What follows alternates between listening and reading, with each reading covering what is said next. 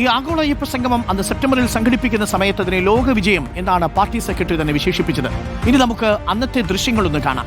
മുഖ്യമന്ത്രി വെള്ളാപ്പള്ളിയെ കാറിൽ കയറ്റി കൊണ്ടുവന്നത് മുതൽ വലിയ വിവാദമായിരുന്നു അത്. ആ രംഗം കൂടി നമുക്കൊന്ന് കാണാം.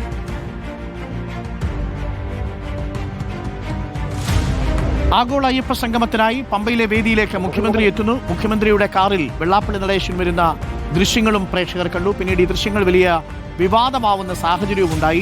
വെള്ളാപ്പള്ളി നടേശനെ കാറിൽ കയറ്റിയത് ന്യൂനപക്ഷ വിരുദ്ധ പ്രസ്താവനകൾ നടത്തുന്ന വെള്ളാപ്പള്ളിയെ കാറിൽ കയറ്റി എന്ന മട്ടിലായിരുന്നു പ്രചരണം. എന്നാൽ ആ സ്ഥലത്തേക്ക് മുഖ്യമന്ത്രിയുടെ കാറിന് മാത്രമേ ആ സമയത്ത് പ്രവേശനാനുമതി ഉണ്ടായിരുന്നുള്ളൂ. അതുകൊണ്ട് ആ ഭാഗത്തേക്ക് നടന്നു വന്ന വെള്ളാപ്പള്ളി നടേശനെ ഒപ്പം കൂട്ടുകയായിരുന്നു എന്നാണ് സർക്കാർ നൽകിയ വിശദീകരണം. അന്ന് മുഖ്യമന്ത്രി വേദിയിൽ വെച്ച് നടത്തിയ പ്രസംഗമുണ്ട്. ആ പ്രസംഗം കൂടി നമുക്കൊന്ന് കേൾക്കാം. അദ്വേഷ്ട സർവഭൂതാനാം മൈത്ര കരുണ ഏവജ എന്ന് തുടങ്ങുന്ന ഭാഗമാണ്.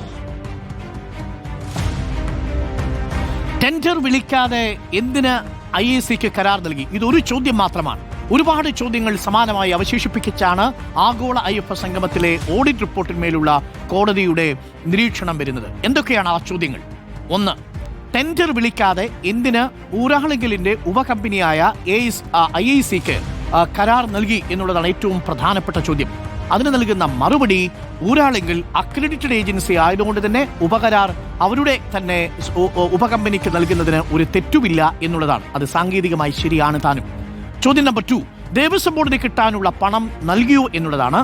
VN വാസവൻ മിനിസ്റ്റർ പറയുന്നത് പണം നൽകി എന്നാണ്, കോടതിയിൽ കാണുന്നത് പണം നൽകിയിട്ടില്ല എന്നാണ്. 3, കണക്കുകളിൽ പൊരുത്തക്കേടുണ്ടോ എന്നുള്ളതാണ് പ്രധാനപ്പെട്ട ചോദ്യം. കണക്കുകളിൽ പൊരുത്തക്കേടുണ്ട് എന്നാണ് ഓഡിറ്റ് റിപ്പോർട്ട് പറയുന്നത്. എന്നാൽ ദേവസ്വം അധികൃതർ നൽകുന്ന വിശദീകരണം കണക്കിൽ പൊരുത്തക്കേടില്ല, 21-ാം തീയതി എല്ലാ കണക്കുകളും വ്യക്തമാക്കുമെന്നുള്ളതാണ്. 7 കോടി ആദ്യം ചെലവ് നിശ്ചയിച്ച പ്രോഗ്രാം പിന്നീട് 4.5 കോടിയിലേക്ക് ചെലവ് മാറ്റുകയായിരുന്നു എന്നുള്ളതാണ്. അതിന്റെ കണക്കുകൾ ഉടൻ സമർപ്പിക്കുമെന്നുള്ളതാണ് ദേവസ്വം ബോർഡ് നൽകുന്ന വിശദീകരണം. അപ്പോൾ ഇതാണ് ആഗോള അയ്യപ്പ സംഗമവുമായി ബന്ധപ്പെട്ട് നമ്മൾ കണ്ട വാർത്തയിലെ വസ്തുത.